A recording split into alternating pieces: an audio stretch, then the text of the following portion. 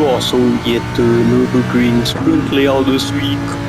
I chose the Lamborghini Huracan, usually the meta car in Gr.4. And here we go. So after that little black patch on the left that you saw before the 100 board, that's where you want to start braking. You can either keep it in 5th or go in 6th. Down into 1st, start braking and releasing as you turn in.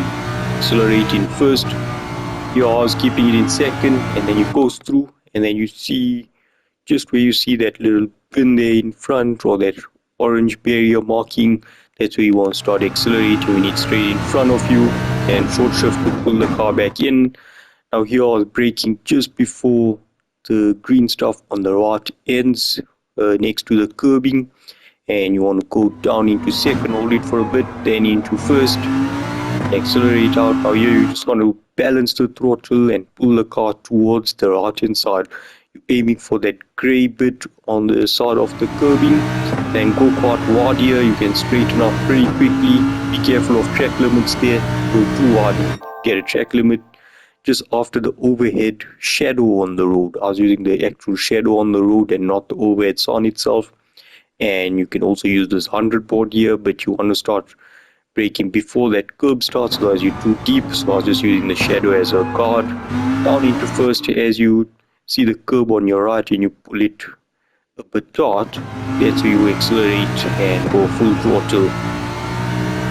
Now here, just before the penalty line, I was using that as a brake marker and trying to brake just before there. Those marshals there on the right as well, or you can just gauge it based on the distance between the two boards. But just a tap off the brakes, no change in gear, accelerate out, and then here, just before that curve on the right starts, or in the middle of that little service lane there, that's where you want to tap the brakes again, split to the inside post for a bit, and then accelerate out once you feel the grip.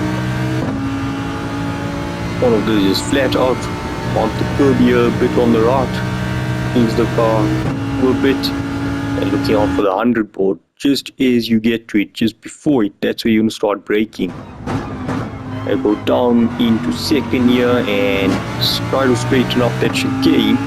Lots of time to be made up there. And here, that last, you saw the barriers, there's a bit of a gap, and then there's an orange barrier and those two marshals there on the left. That's what I was using as a brake marker. Again, not full brakes, just tap it down into 2nd, accelerate out as you hug the inside of that curb and race towards the lawn.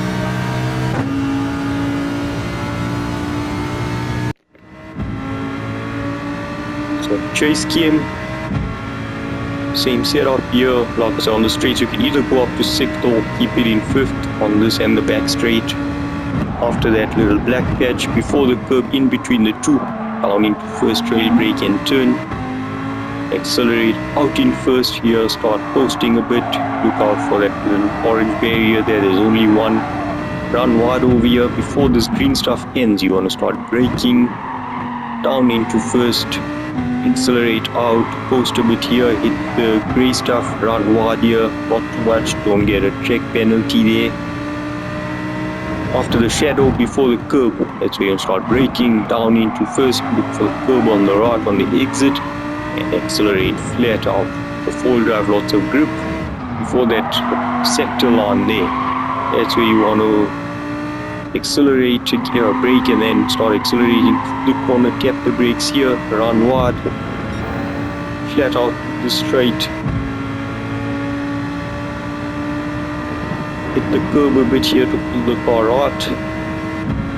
After the dark tarmac starts before the 100, I'm going to start braking down into 2nd, straight line this bit. You can hit that bollard, but not too much off the curbing, otherwise it's penalty. Last little orange mark after the gap, down into 2nd, you accelerate out towards the lawn.